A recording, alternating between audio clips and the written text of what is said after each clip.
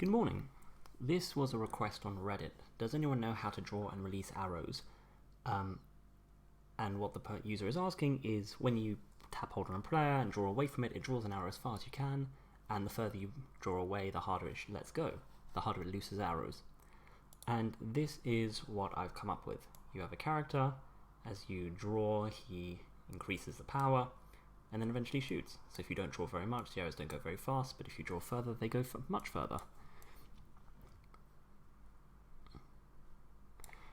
So the way I'm going to approach this is I'm going to explain this as a walkthrough of how my thinking on this task was and how I went about it.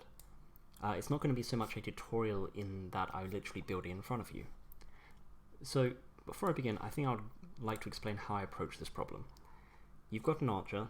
When you tap and drag on him and then release, he shoots arrows. So in my mind, breaking it down, this gives us 3 steps. Step 1, idle. There is nothing to be done. Step 2, a user can be able to tap and drag. And step 3, a couple of things happen. When he releases, the distance that they've dragged from the archer becomes the power. That's the blue line.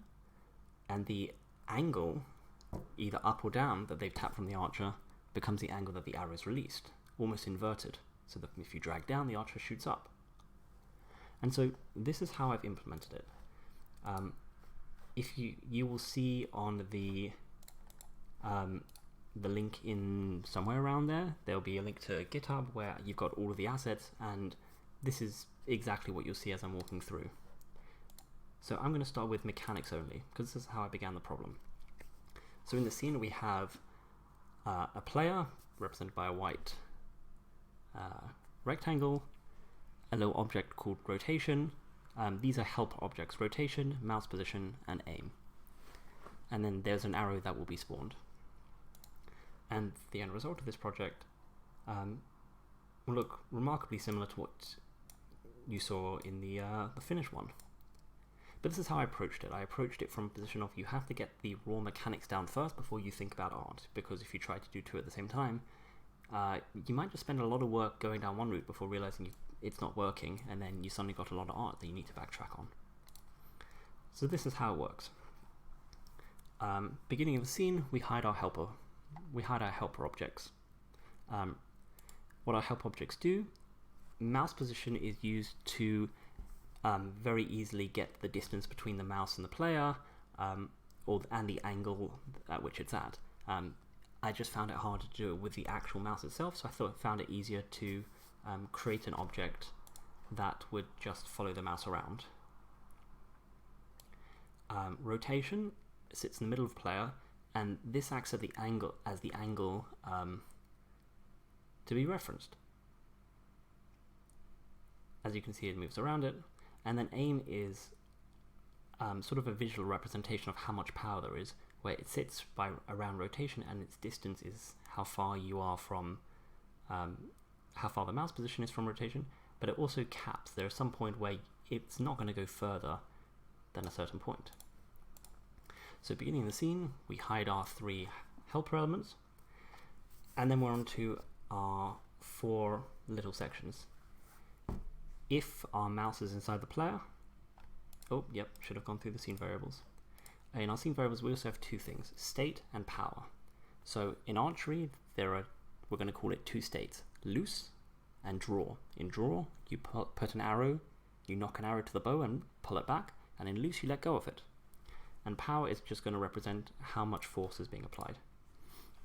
So if we're in loose, there is no arrow in the bow, the mouse is inside the player, and we're touching, change it to draw, and show our helper objects. Conversely, if we're in draw and the left button is released, change it to loose, and then we fire our arrow.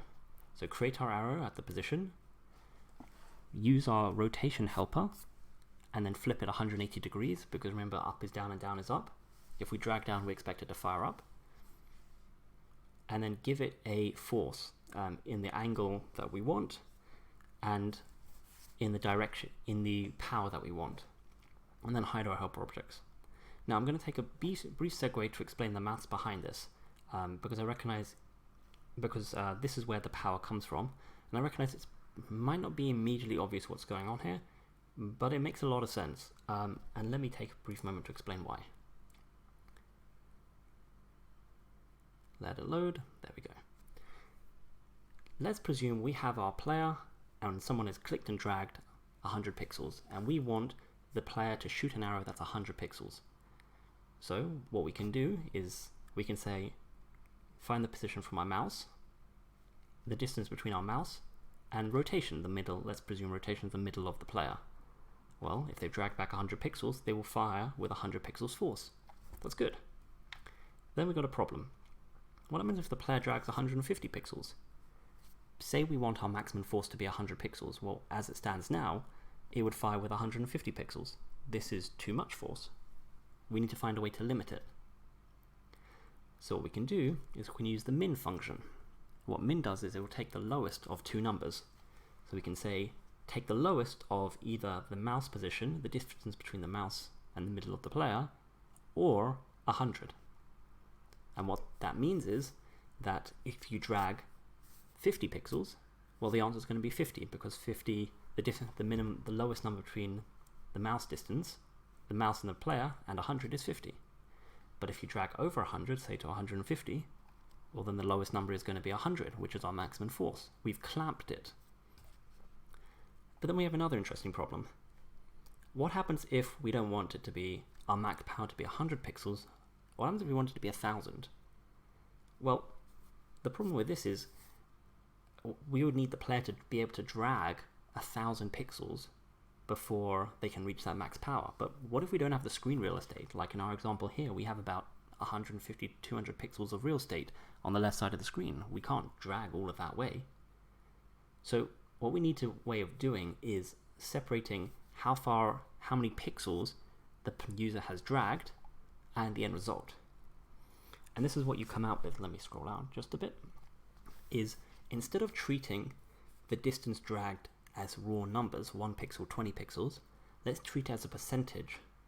0% means you are touching the player, and 100% means you've reached whatever maximum distance you want, or we're interested in. So we have a variable distance, and we say, take the distance between the mouse and the player, mouse, and divide it by the distance, the maximum distance we're interested in. Now, this turns it into a percentage between 0 and 1.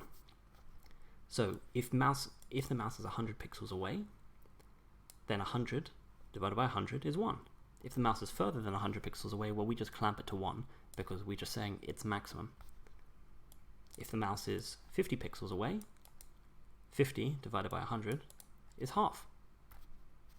And then what we can do down here is we can say our max power times our distance percentage and then clamp it. Probably doesn't actually need to be clamped now that I think about it. It's always great what you realize when you talk it out in person, because this is guaranteed to be clamped to 1, we can actually just go that. So in this way we can separate out how far we drag to what power, and we can be completely arbitrary what power we want. I think I used 600 in the actual thing. But what's the trade-off? Because there is always a trade-off. Well, the trade-off is flexibility versus position. In our example, where we have 100 pixels equals 100 power, each pixel you drag is worth 1 power.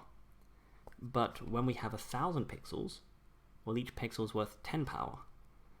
And so the trade-off is the player is physically unable to get greater precision, but we are able to give them, we as a developer are able to have more flexibility in what we do. For our current example, that's okay.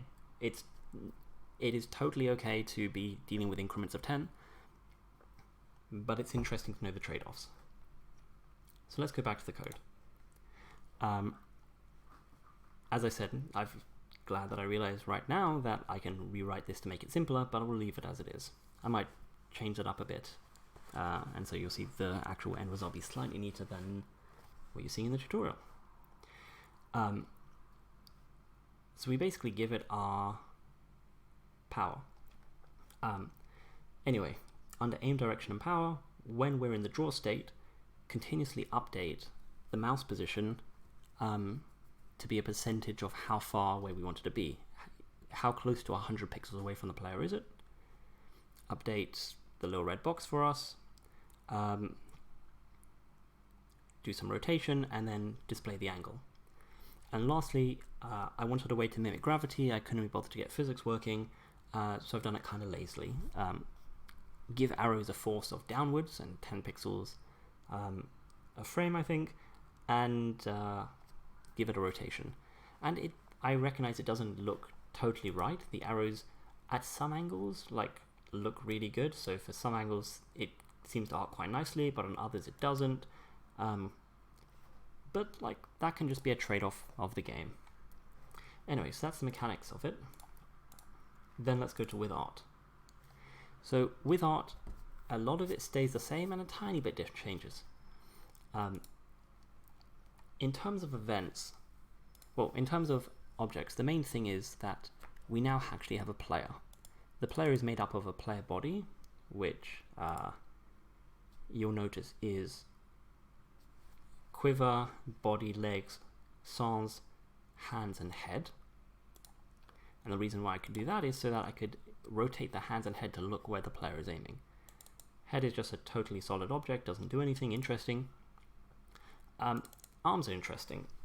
So arms have two states: idle, sort of the bow hanging down, and then it's called low. It's really like some kind of draw animation. So as more power is applied, the arm will draw the bow. And yes, it is totally hand-drawn because I am not very good at art like that. And I put the duration of this to 0 because we want to step through it manually. And then lastly, we actually have a draw power, which looks exactly the same way. 4 different animations, and we step through them manually as we want to. So, going through the events, you can see that at the beginning we hide our helpers, and it's pretty much the same here. Once we draw the bow, we set the animation of arm with bow and draw power just to be their beginning ones, to change their state. And when an arrow is released, we release a arrow from the tip of the arm with bow object. So in the arm with bow object, I have added a point. It's this green one here. It's not very easy to see, but then again, it's not very easy to work with either. And it particularly becomes easier to see if, I guess, we change the second animation. This point lines up with where the tip of the bow is. And what we say is that when we want to spawn an arrow, we'll spawn it there. We give it a rotation and power. Oh, you can see I've done it correctly there. And reset all the animations and hide them. Where this really differs from the mechanics only one is this. See, in the mechanics only one, we took the power and all we did with it was change how fast the arrow was shot, and change the distance that the aimer was from the player. What we're doing here is we're saying, remember that power is between 0 and 1. 0 is none and 1 is the maximum. We're saying at 0 or 0.4 or 0.7 or maximum, change the animations. And these animations are the one you saw before. No power, or no power, low power, medium power, and high power. And then gravity the same. And by nesting them like this, the reason I nested it like this is because GDevelop reads downwards and only executes what it finds. If they were all in line, it would all work exactly the same. It would be totally cool. But then each frame it's calculating all 4 of these when it strictly doesn't need to. Like, is it greater than 0? Well, if the answer's if it's not greater than 0.4, there's no point checking 0.7 or 1. So I just nest them so that it doesn't need to do that work. And that's how we get the end result like we have.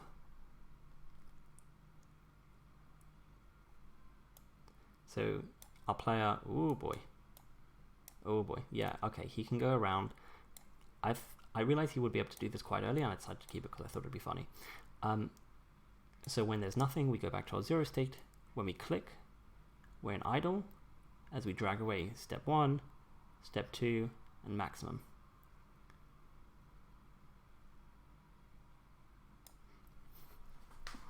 Anyway, I hope this has been interesting, if a little haphazard and off the cuff.